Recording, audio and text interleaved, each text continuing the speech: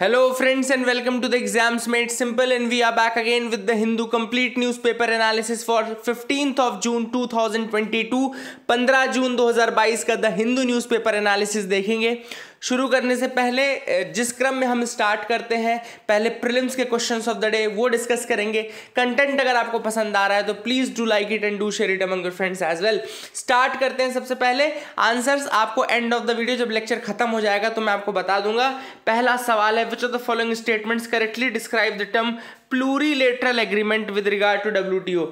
WTO के regard में plurilateral agreement का मतलब क्या होता है? पहला स्टेटमेंट है, it is an agreement where a limited number of members with a particular interest have to agree for its enforcement. दूसरा स्टेटमेंट कह रहा है, it is an agreement where all members have to agree for its enforcement. तीसरा statement कह रहा है, this agreement requires votes of at least 80% of the members present in voting. And चौथा statement है, नन ऑफ द अबव। तो प्लूरीलेटरल agreement क्या होता है? क्वेश्चन नंबर 2 है, with reference to Ramsay Hunt syndrome. Ramsay Hunt syndrome के रिगार्डिंग स्टेटमेंट्स हैं। पहला स्टेटमेंट कह रहा है, Ramsay Hunt syndrome is caused by reactivation of varicella zoster virus. दूसरा स्टेटमेंट कह रहा है, there is no treatment available for Ramsay Hunt syndrome. आपको बताना है कौन सा स्टेटमेंट सही है। 1 only 2 only both या नन। क्वेश्चन नंबर 3 है, N Rajagopal Iyengar committee. N Rajagopal Iyengar committee sometime seen in news is related to which of the following. तो एन राजगोपाल अयंगर कमेटी किससे रिलेटेड है? Options are, first revision of the patent system, second है long term food policy, third है to decide the appropriate level of reserves that the RBI should hold, and last है आपका review methodology for measurement of poverty. तो basically आपको बताना है इनमें से कि कौन सा करेक्ट है। So these are the 3 questions for today. I hope you will try to answer these questions in the comment section below. Answers आपको एंड ऑफ द वीडियो में आपको बता दूंगा। Mains question of the day की तरफ आते हैं। Mains question of the day है, schemes like Agnipath for army recruitment are not the right way forward.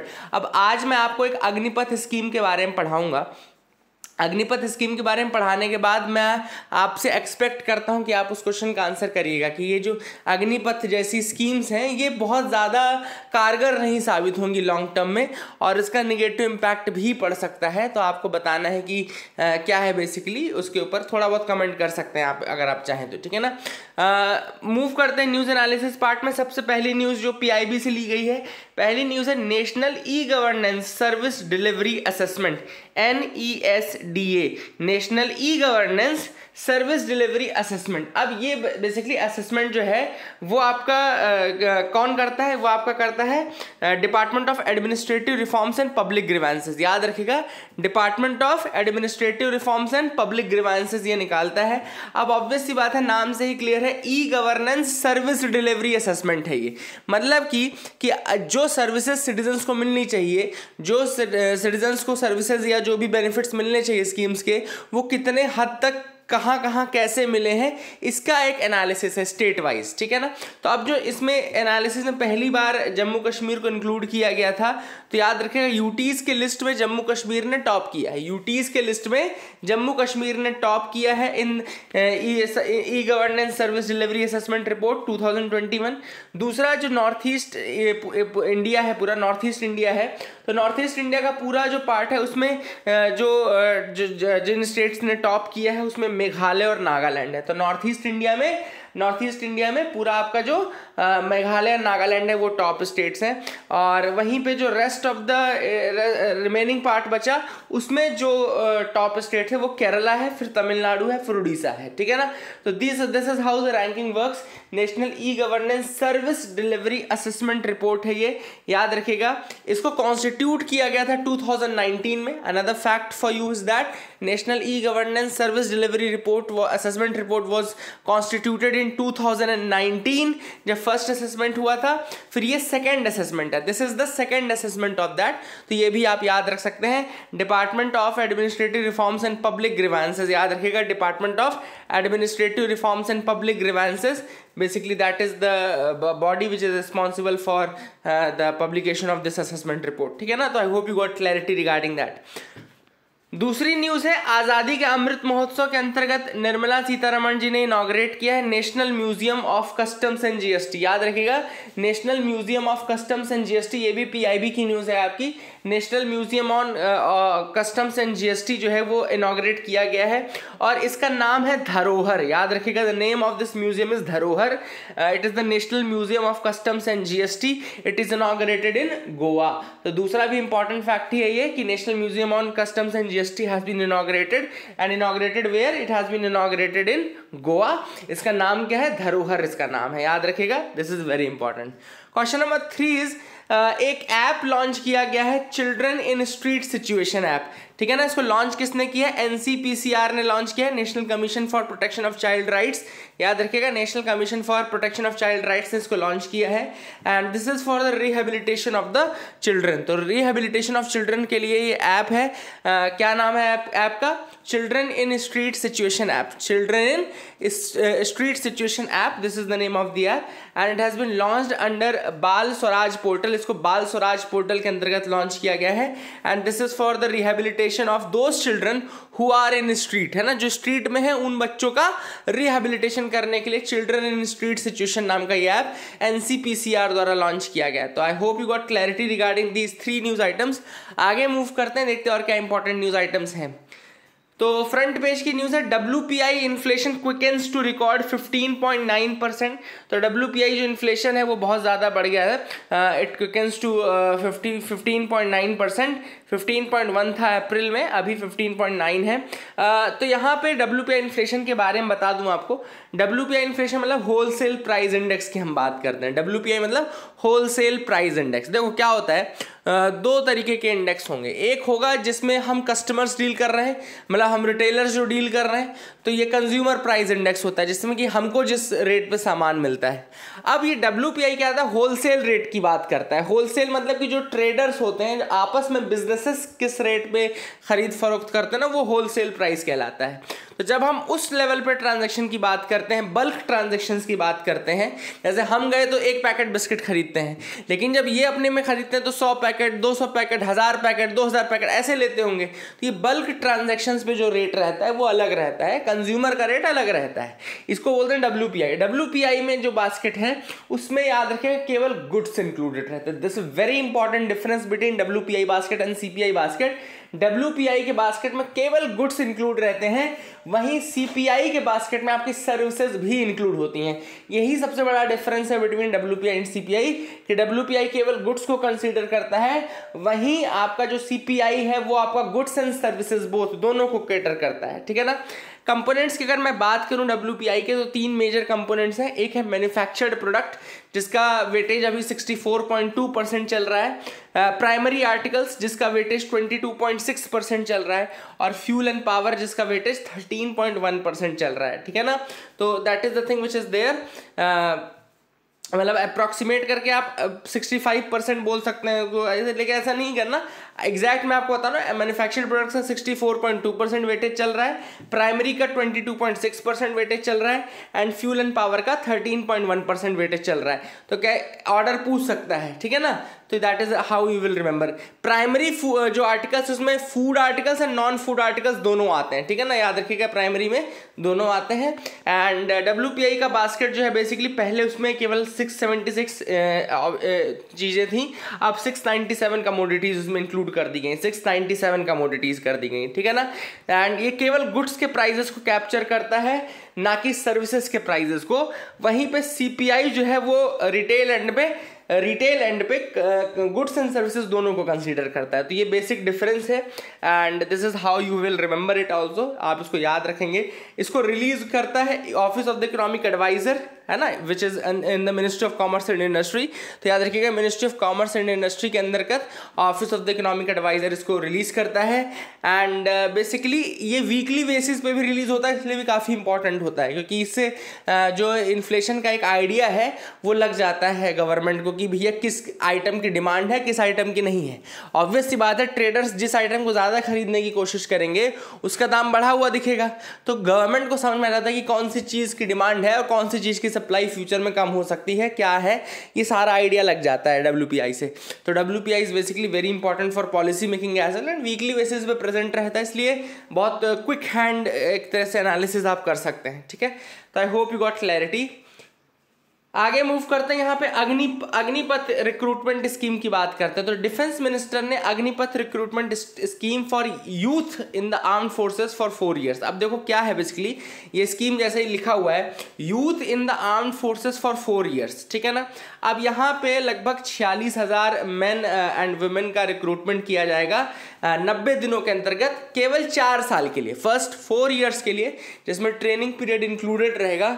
अब यहाँ से क्या करेंगे, अब मैं आपको थोड़ा डिटेल बताता हूँ। 4 सालों के लिए यहाँ पे लोगों को रिक्रूट किया जा रहा है ताकि वो आर्मी में सर्व कर सके एज अग्निवीर की जैसे सर्व कर सके। अब Agniveer will be given good पे पैकेज, ऑब्वियस सी बात है पे पैकेज अच्छा रहेगा, एंड एग्जिट रिटायरमेंट पैकेज भी दिया जाएगा, क्योंकि 4 साल की सर्विस के बाद बहुत कम लोग हैं जिनको रिटेन किया जाएगा, rest all will be left out, बाकी लोगों को हटा दिया जाएगा। ठीक है ना। अब दिस मूव कम्स, अब देखो क्या दिक्कत क्या चल रही थी, अभी सैलरी और बहुत ज़्यादा पे करनी पड़ती है गवर्नमेंट को जब वो रेगुलर एम्प्लॉयमेंट करते हैं, प्लस पेंशन का बिल बहुत ज़्यादा बनता है इनका।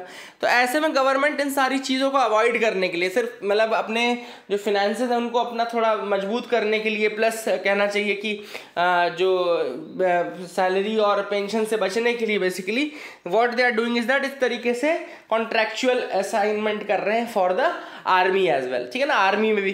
तो क्या ये सही स्टेप है, is this a good step? क्योंकि ये देखो क्या होता है कि बाकी जो आर्मी मेंबर्स हैं उनके ऊपर एक नेगेटिव इम्पैक्ट पड़ता है, उनके ऊपर एक डीमोटिवेटिंग इम्पैक्ट पड़ता है। दूसरा, जैसे जो बच्चे अभी सपोज करो अग्निवीर बन के आएंगे, उनके आपने लाइफ के प्राइम ईयर्स तो ले लिए है ना। अब 4 साल के बाद आप उनको बोलोगे कि भैया यहाँ से जाओ, है ना, what you will say is that कि 4 साल के बाद आप उसमें से 80% को बोल दोगे कि आप जाओ। अब वो 80% जो अपने प्राइम में अगर किसी एग्जाम की तैयारी करते या कुछ करते तो कुछ बन भी जाते, अब वो क्या कर रहे हैं, अब वो जितना उनको जो भी, चलो आप अच्छा पैसा दे रहे हो, नो डाउट आप अच्छा पैसा दोगे, उसके बाद लेकिन व्हाट दे विल डू, है ना, अगर उनका फ्यूचर में कुछ नहीं हो पाया तो what they will do, what will happen, है ना। तो that is how it works, है ना। गवर्नमेंट का कहना है कि आपका रिज्यूमे स्ट्रांग रहेगा तो आपको नौकरी अच्छे से मिल जाएगी, लेकिन दैट डिपेंड्स ना कि अगर वो मान लो मार्केट में ही मंदी है तो फिर उनको जॉब कैसे मिलेगी। तो ये कुछ इश्यूज रहेंगे जो कि ज़रूर है। एंड इसके अलावा ऑथर ने ये भी कहा कि ये जो इस तरीके का शॉर्ट टर्म इंक्लूजन किया जाएगा, it can lead to short term mistakes as well. देखो क्या होता है कि अब उनको ट्रेनिंग के साथ मिला करके 4 साल, लेकिन आर्मी कोई ऐसी जगह नहीं है जहाँ पे आदमी where we go for fun, है ना। It's a very serious place to be, है ना, it's a very serious place to be. और अगर आपको बहुत ज़्यादा देश के प्रति बिल्कुल आपको इंटीग्रिटी, यूनिटी, ऑनेस्टी, सारी चीज़ें, सारी वैल्यूज़ होनी चाहिए। ठीक है ना। तो वही सारी चीज़ें ऑथर ने कही कि क्या ये ऐसा प्लेस है जहाँ पे हम इस तरीके के रिस्की एडवेंचर्स और रिस्की वो सब कर सकें, तो ये आपको पता होना चाहिए। इसके बाद आपको बता दूं कि 4 साल के बाद 25% जो अग्निवीर हैं दे विल बी रिटेन्ड, उनको दोबारा रिटेन किया जाएगा एंड उनको कार्डर बेस्ड दिया जाएगा on basis of merit. And 15 साल के लिए फिर उनको पूरा जो बचा हुआ 15 साल है वो उनके लिए रखा जाएगा, बाकी लोगों को वहाँ से फिर सेवरेंस पैकेज के साथ उनको हटा दिया जाएगा। ठीक है ना, है ना। 75% विल बी डीमोबिलाइज्ड, एग्जिट, जिसको एग्जिट सेवा निधि बोलते हैं, 10 से 11 लाख रुपए देकर के उनको हटाया जाएगा। ठीक है ना। इसके अलावा एक और चीज़ है कि कैंडिडेट्स जो हैं उनको एनरोल होना पड़ेगा for duration of 4 years। And इसके अलावा जो अग्निवीर अगर मार्टेडम को मिलता है, मार्टेडम प्राप्त करता है, तो full payment of unserved service years will be given to that, है ना। And 100% candidates can apply on volunteer basis to enrol in regular cadre. ठीक है ना। तो ये भी आपको पता होना चाहिए। These are some of the facts regarding the Agnipath scheme. अब जो आज का क्वेश्चन था उसके ऊपर थोड़ा बहुत आप लिख सकते हैं ज़रूर। I hope you will try to attempt that question. तो यहाँ पे इंटरनेट एक्सप्लोरर जो है वो अब एक्सपायर कर गया है, अब फाइनली बंद हो रहा है। इंटरनेट एक्सप्लोरर याद रखिएगा, इट डेब्यूटेड इन 1995। तो इसका जो डेब्यू था वो 1995 में हुआ था। स्टार्टिंग जब हुई थी इंटरनेट एक्सप्लोरर की वो 1995 में हुई थी। तो ये भी आप याद रख सकते हैं। और इसको बनाया किसने था, तो माइक्रोसॉफ्ट ने बनाया था, इसको रिटायर कर रहा है। ठीक है ना। अब क्रोम चलाते हैं लोग, क्रोम और क्या बोलते हैं उसको, मोजिला फायरफॉक्स। तब ये बेचारा इंटरनेट एक्सप्लोरर को कौन चलाएगा। तो ये इसको थोड़ा ईयर और बनाने वाले का नाम याद रखिएगा। Actually MK. नारायणन के एडिटोरियल्स में डिस्कस करता हूँ हमेशा, लेकिन आज का जो एडिटोरियल है the C factor in Russia Ukraine war, मतलब I don't know why he wrote this article. आप इस आर्टिकल को पूरा पढ़ लीजिए, आपको कुछ भी कंटेंट काम का नहीं मिलेगा एग्जाम पॉइंट ऑफ व्यू से, है ना, क्योंकि इसमें साइबर की बात की, साइबर यूक्रेन और रशिया के वॉर में साइबर की बात की गई है। रशिया दूसरा एक तो जीत नहीं पा रहा है वॉर, फिर भी जबरदस्ती एम.के. नारायण जी उनको ग्लोरीफाई कर रहे हैं कि रशिया ने तो अभी यूज़ ही नहीं किया अपना असली हथियार, और जब वो करेगा तो देख लेना। पर but that is something we do as a UPSC aspirant we don't want to discuss and go into that, है ना, कि मैं कहानियाँ बताऊँ क्या। उनके यहाँ तो उनके दादा लोग तो इतने बड़े खेत में किसानी करते थे कि उतने बड़े खेत में कि क्या बताऊँ। तो बोलता है कि इतना बड़ा पोल था वहाँ पे, ऐसी वाली फेक वाली वो चुटकुले सुने ना आपने कि मेरे दादा इतना बड़ा वो पोल लेके जाते थे, फिर बोलते वो गाड़ते कहाँ थे, तो बोलते तुम्हारे बड़े वाले खेत में गाड़ देते थे। तो इस तरीके की जो फेकोलॉजी वाली कहानी है ना, वो अब अपन डिस्कस नहीं करेंगे। अपन डिस्कस करेंगे malnutrition in India is a very in modern scenario. तो यहाँ पे ऑथर ने बात की है मैल न्यूट्रिशन। अब देखो क्या है, अगर मैं हेल्थ की बात करता हूँ तो जो मेजर इस समय फैक्टर्स है बच्चों को लेकर के, 3-4 फैक्टर्स जो है वो है चाइल्ड स्टंटिंग। स्टंटिंग का मतलब होता है लो हाइट फॉर एज के हिसाब से आपकी हाइट सही ना होना। दूसरा होता है वेस्टिंग, मतलब कि आपका जो वेट है वो सही ना होना हाइट के हिसाब से। और तीसरा होता है आपका जो अंडर नरिशमेंट है या अनीमिया है। अनीमिया के केसेस को हम देखते हैं मदर्स में, स्पेशली जो अनीमिया है वो हम मदर्स के केस में देखते हैं, जो आपकी बॉडी में जो आरबीसीज होते हैं जब वो कम हो जाती है, हीमोग्लोबिन जो होता है वो जो कम हो जाता है, ये सारी चीज़ें हम देखते हैं, ठीक है ना। तो ऑथर ने कहा कि अगर आप देखें थोड़ी हमको सक्सेस मिली है ज़रूर, ऐसा नहीं कहूँगा कि सक्सेस नहीं मिली है हमको स्टंटिंग वेस्टिंग और इन सब में, लेकिन ये सक्सेस जो है इसमें बहुत सारी डिस्पैरिटी है। डिस्पैरिटी कैसे, मतलब कुछ स्टेट्स ने तो बहुत अच्छा परफॉर्म कर लिया है, but still some states are there जो कि बहुत अच्छा परफॉर्म नहीं कर रहे हैं। ऑब्वियसली देयर आर डिस्पैरिटीज, वहाँ डिस्पैरिटीज है, और कुछ स्टेट्स अच्छा परफॉर्म कर रहे हैं, कुछ स्टेट्स बहुत अच्छा परफॉर्म नहीं कर रहे हैं। तो this is what has been mentioned by the author first hand, ठीक है ना। दूसरी चीज़ ऑथर ने जो मेंशन की वो ये किया है कि भाई इंडिया देखो फूड में तो सेल्फ सफिशिएंट है, फिर ऐसा क्या है कि हम नहीं कर पा रहे हैं, लोगों को प्रोवाइड नहीं कर पा रहे हैं, व्हाट आर दीज। तो हमको ये चीज़ पता करनी चाहिए, प्रॉब्लम एग्जैक्टली आइडेंटिफाई करना चाहिए, क्योंकि जब आप प्रॉब्लम आइडेंटिफाई करेंगे एग्जैक्टली तभी आप उसका सोल्यूशन भी निकाल सकते हैं, ठीक है ना। अब ऑथर ने कहा है कि there has been some reduction in the stunting. अगर आप स्टंटिंग में देखें तो पहले 38.4% थी नेशनल फैमिली हेल्थ सर्वे 4 के अंतर्गत, लेकिन वो घट करके 35.5% हो गई है। लेकिन 13 स्टेट्स अभी भी ऐसी है जहां पे स्टंटेड चिल्ड्रन के नंबर बढ़े हैं, जिसमें गुजरात, महाराष्ट्र, वेस्ट बंगाल, केरला, मतलब well off to do states भी आते हैं। दूसरा है स्टंटिंग, आपको पता है कि defined as low height for age. Malnutrition का ट्रेंड अगर हम देखेंगे तो वो भी यही बताता है, ठीक है ना। मैल न्यूट्रिशन में भी आपके देखो कुछ स्टेट्स में बहुत ज़्यादा बढ़ोतरी देखने को मिली है, ठीक है ना, या फिर बहुत ज़्यादा बढ़ा नहीं है तो स्टैग्नेंट रहा है, मतलब सक्सेस आपको बहुत ज़्यादा देखने को नहीं मिलेगी। इसके अलावा एनीमिया के केस में हमारा जो प्रेवेलेंस है इंडिया में, मतलब the prevalence of anaemia in India is highest in the world में सबसे ज़्यादा है, ठीक है ना। जो आरबीसीज है या हीमोग्लोबिन है उसकी जब कंसंट्रेशन कम हो जाता है ब्लड में उसको अनीमिया बोलते हैं।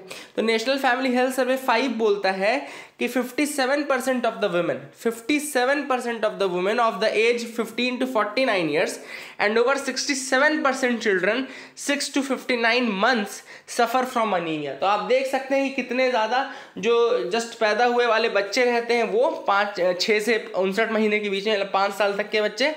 दूसरा जो 15 से 49 की महिलाएं हैं, मतलब जो रिप्रोडक्टिव एज की महिलाएं हैं, उनमें बहुत ज़्यादा प्रेवलेंस देखा गया है एनीमिया का, है ना।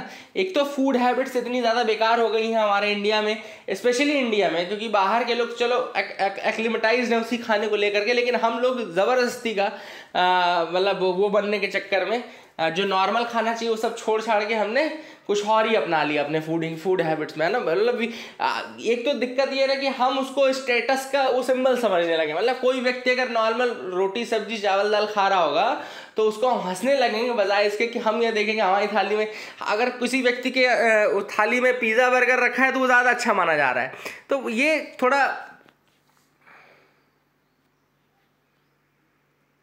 सोचने वाली बात है कि क्या कौन सही है ज़्यादा, है ना। तो बट दिक्कत वही है कि इतना जो कंज्यूमरिज्म का दौर इतना ज़्यादा है कि पैकेज्ड फूड हो गए या ये हो गया, और जो इस तरीके के फैंसी रेस्टोरेंट से बैठ करके खाना पीना, ठीक है, ये सब बहुत ही कम समय के लिए, बहुत ही कम टाइम पीरियड के लिए अच्छा लगता है, लेकिन इसको एक फैशन बना लेना, स्पेशली जो लोग जैसे बाहर, आप लोग भी कई लोग जो तैयारी कर रहे होंगे, आपने देखा होगा कि जो हमारी बाहर के समय की जो हमारी फूड हैबिट्स हैं बिल्कुल ही बेकार हो जाती हैं। कई बार हम कुछ भी बिना सोचे समझे खा रहे हैं।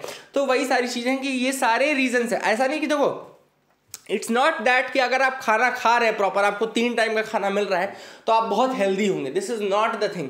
मैल न्यूट्रिशन मतलब कि आपके बॉडी में न्यूट्रिशन की कमी है, मतलब कि आप प्रॉपर जो वाइटामिन्स हैं, प्रॉपर जो मिनरल्स हैं, प्रॉपर जो आपको माइक्रो न्यूट्रिएंट्स चाहिए वो आपकी बॉडी में नहीं जा रहे हैं। कई बार आपने हिडन हंगर का नाम सुना होगा, मैंने आपको कई बार बोला है हिडन हंगर। हिडन हंगर मतलब कि वो दिखता नहीं है, आपका पेट फुल रहेगा क्योंकि आपने खाना खाया, आप अभी चाहो तो आप खा सकते हो, अफोर्ड कर सकते हो, लेकिन आपने जो माइक्रो न्यूट्रिएंट्स आपकी बॉडी को चाहिए वो नहीं प्रोवाइड कराए। तो ये बेसिकली हिडन हंगर के अंतर्गत आता है। तो वही वाली सारी चीज़ें ऑथर ने बताई है कि जो ये फूड हैबिट्स हैं ये भी एक बड़ा रीज़न है। दूसरा आपका सबसे बड़ा रीज़न जो है आपको ये देखना है कि किस तरीके से हम उनको न केवल एक बैलेंस डाइट प्रोवाइड कर सकें, बल्कि हम देखो फाइनेंस की ज़रूरत पड़ेगी। सबसे बड़ी बात जो ऑथर ने बोली कि भाई फाइनेंस लगाओ ना। आपके पास पोषण अभियान है, आपके पास सक्षम आंगनवाड़ी स्कीम है, तो पोषण अभियान और सक्षम आंगनवाड़ी स्कीम के आप बजटरी एलोकेशंस को और ज़्यादा इंक्रीज करो। अभी बहुत कम परसेंटेज है जो आप लगा रहे हैं। दूसरा, हेल्थ में जो बजटरी एक्सपेंडिचर हो रहा है, मतलब हेल्थ के केस में जो बजटरी एक्सपेंडिचर हो रहा है वो कम से कम आपका 3% से 4% होना चाहिए जीडीपी का, लेकिन वो भी अगर हम देखेंगे तो 2.5% के आसपास हमको देखने को मिलेगा। तो ये सारी चीज़ें आपको बढ़ाने की ज़रूरत है। ऑथर ने इसके बाद बताया कि आपको देखना है कि देखो, सबसे पहली बात ये कि अनीमिया जैसे मान लो किसी व्यक्ति को होगा, सपोज करो अनीमिया किसी व्यक्ति को होता है, तो उसकी हेल्थ इफेक्ट होगी, उसका जो डेवलपमेंट है वो इम्पैक्ट पड़ेगा, उसका जो वर्क कैपेसिटी है वो रिड्यूस होगा। अब अगर वर्क कैपेसिटी रिड्यूस होगा तो इकोनॉमी को भी तो नुकसान पहुंचेगा। तो वही ऑथर ने बताया कि developing countries lose up to 4% of GDP per annum due to iron deficiency और एनीमिया। अब आप सोच सकते हैं, and India loses up to 1.18% of GDP annually. तो आप सब समझ सकते हैं कि इंडिया कितना ज़्यादा जीडीपी लूज कर रहा है just because of these diseases and all. And आप सोच सकते हैं कि अब यही अगर 1% वो एक्स्ट्रा लगा दे जीडीपी में और इंक्रीज कर दे तो बहुत ज़्यादा इसका बेनिफिट आपको देखने को मिल सकता है। तो वही चीज़ ऑथर ने जो नेक्स्ट पॉइंट बताया कि स्टेप अप द फाइनेंसिंग। आपको फाइनेंस यानी कि पैसा बढ़ाना पड़ेगा। सबसे पहले तो ये जरूरत है, आपके पास स्कीम्स है, सक्षम आंगनवाड़ी स्कीम है, पोषण 2.0 प्रोग्राम है, लेकिन बजटरी एलोकेशन में आप देखेंगे कि 100 करोड़ से भी कम की बढ़ोतरी देखने को मिली है। लेकिन आप वहीं पे देख सकते हैं कि यहाँ पे चूंकि पॉपुलेशन बढ़ रही है हर साल बहुत ज़्यादा, और चूंकि लोग जो हैं वो बढ़ते जा रहे हैं, तो आपको फिनेंस भी उसी तरीके से आगे बढ़ाना पड़ेगा। प्लस महंगाई बढ़ती जा रही है, आपको वो भी तो ध्यान में रखना है। जब आप बजटरी एलोकेशन बढ़ाएं तो आप ये भी ध्यान में रखें कि महंगाई किस रेशियो में बढ़ी है, आप ये ध्यान रखें कि पॉपुलेशन किस रेशियो में बढ़ी है, उसके बाद आप एलोकेशन करें, ठीक है ना। इसके बाद ऑथर ने कहा कि आप एक तो आउटकम ओरिएंटेड अप्रोच रखें, मतलब कि आप एक आउटकम बेस्ड पैरामीटर्स बना लें और फिर उसके बाद आप उसको टारगेट को रीच करने की कोशिश करें, तब जाकर के काम होगा। अवेयरनेस रेज करने की कोशिश करें, लोगों को बताएं कि क्यों ज़रूरी है न्यूट्रिएंट्स लेना, क्या इंपॉर्टेंट है, और लोकल लेवल को इम्प्रूव करें, लोकल पार्टिसिपेशन को इम्प्रूव करें। अगर आप लोकल पार्टिसिपेशन को इम्प्रूव करते हैं तो उनका भी मनोबल बढ़ता है और उनको लगता है कि हाँ उनको भी कुछ काम करना है। तो basically they also come in handy in that reference.